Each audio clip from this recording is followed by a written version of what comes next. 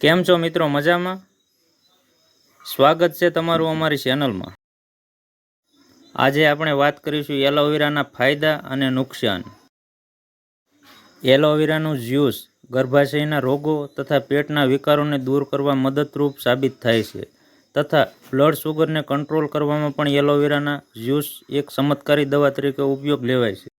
મિત્રો, દિવસ દરમિયાન એલોવેરાના જ્યુસનું સેવન કરવાથી ડાયાબિટીસ કંટ્રોલમાં રહે છે, ચોલાયેલી ત્વચા, ઘા, તડકાની બળતરા અને ખંજવાળને ઓછી કરવામાં શ્રેષ્ઠ ઉપાય છે।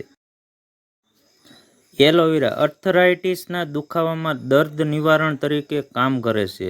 આર્થરાઇટિસનો દુખાવો થવા પર દુખાવાવાળા ભાગ પર એલોવેરાની પેસ્ટને લગાવવાથી દુખાવામાં રાહત મળે છે। હવે આપણે વાત કરીશું નુકસાન વિશે। એલોવેરા લગાવવાથી ત્વચા કાળી નથી થતી, પરંતુ કેટલીક પરિસ્થિતિઓમાં તે ત્વચાને ચોક્કસપણે નુકસાન કરે છે। પરંતુ જો તમારી ત્વચા પહેલેથી જ તેલી છે, તો તેનાથી ત્વચા પર તેલ વધે છે, જેના કારણે તમને ખીલ અને પિમ્પલ્સની સમસ્યા થઈ શકે છે। જો તમારી ત્વચા તેલી છે, તો મિત્રો તમારે એલોવેરાને વધુ પડતું લગાવવું ના જોઈએ। જો તમારા ચહેરા પર પહેલેથી જ ખીલ છે, તો તમારે એલોવેરા લગાવવાનું પણ ટાળવું જોઈએ। જો તમારી કોઈ કોસ્મેટિક સર્જરી હોય, તો તમારે એલોવેરા લગાવતા પહેલાં કોઈ નિષ્ણાત ડૉક્ટરની સલાહ લેવી।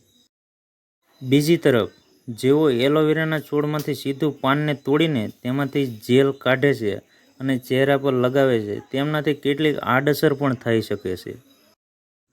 કારણ કે પાનમાંથી જેલની સાથે સાથે પીળા રંગનો પદાર્થ પણ બહાર આવે છે। તે એક ઝેરી પદાર્થ છે અને તે ત્વચા પર નાના નાના પિમ્પલ્સનું કારણ બની શકે, ફોલ્લીઓ એક સમસ્યા બની શકે। જો તમારી ત્વચા ખૂબ જ સંવેદનશીલ છે, તો ચહેરા પર એલોવેરાનું જેલ લગાવતા પહેલાં એક્સપર્ટની સલાહ લો। એલોવેરા લગાવવાની સાચી રીત: એલોવેરાના પાનને તોડીને રાખો। થોડા સમય પછી તેમાંથી એલો લેટેક્સ નામનો એક ઝેરી પદાર્થ બહાર આવશે।